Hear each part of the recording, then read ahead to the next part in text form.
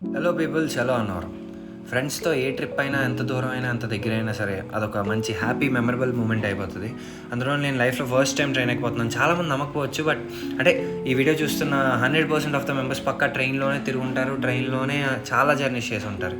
But నేనైతే first time experience చేశాను. Train journey అయితే పర్లేదు, నాట్ బ్యాడ్. బట్ ఏంటంటే మేము జనరల్ ట్రైన్లో వెళ్ళడం వల్ల మాకు సీట్స్ అవి ఖాళీ లేదు. ఎక్స్పీరియన్స్ అయితే బాగానే ఉంది ఫ్రెండ్స్తో కాబట్టి. ఇన్ కేసు నేను ఒక్కడే కానీ వెళ్ళుంటే కొంచెం ఇబ్బందిగా ఫీల్ అయ్యేవాడినేమో.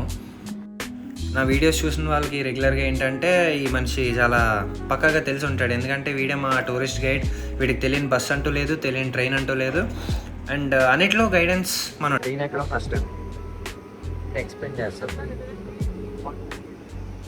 ఇదేమో డోర్ దగ్గర చేయటం అంటే పట్టలేదు, మంచుందాం దొంగనా కొడుకు.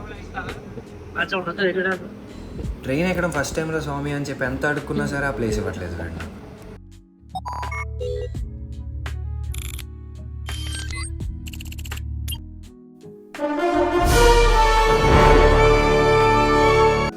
స్టేషన్లో దిగుతాం అన్నారు.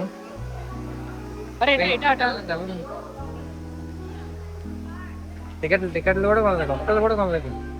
ఈ ఐడియా ఇచ్చింది ఎవడంటే వీడు.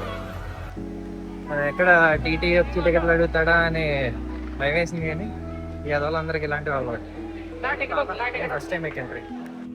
ఎంతోసేపు వెయిట్ చేసాం కానీ అసలు బస్సులు అన్న అస్సలు ఖాళీ ఉండట్లేదు. మేము వెళ్ళగానే ఒక బస్సు అయితే రెడీగా ఉంది, కానీ అస్సలు ఖాళీ లేదు. మేము ట్రైన్లో ఎంతమంది ఉన్నామో అంతమంది ఉన్నారు బస్సు. వీడు ఒక్కటి తప్ప మేము ఎవరో టికెట్ తీసుకోలేదు.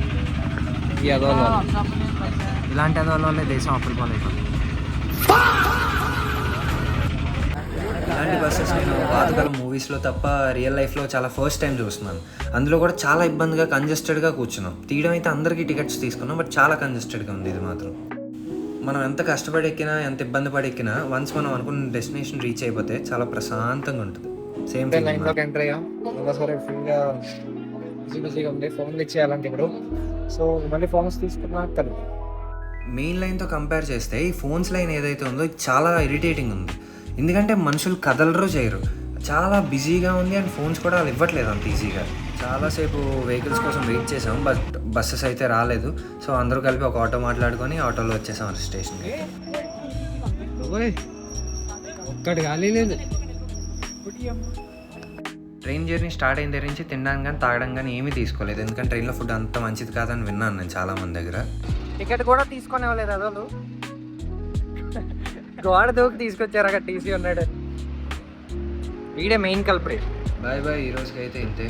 Thank you.